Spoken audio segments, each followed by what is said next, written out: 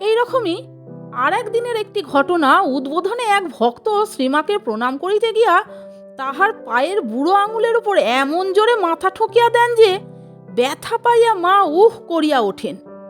উপস্থিত সকলে ভক্তকে জিজ্ঞাসা করিলেন, এ কি করলে? ভক্ত উত্তর দিলেন, মার পায়ে প্রণাম করে ব্যথা রেখে গেলুম। যতদিন ব্যথা থাকবে মা ততদিন আমাকে মনে রাখবেন। শ্রীমায়ের পায়ে সেবক যখন তেল মালিশ করিতেন তখন তিনি হাসিতে হাসিতে ভক্তদের এইসব পাগলামির কথা বলিতেন।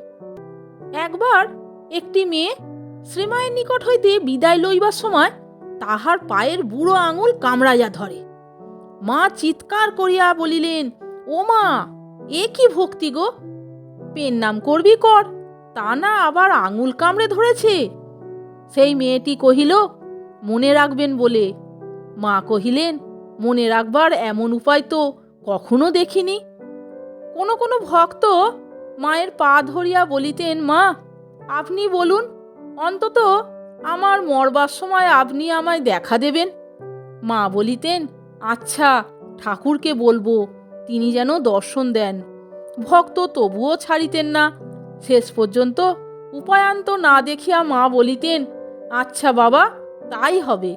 তখন তিনি নিষ্কৃতি পাইতেন।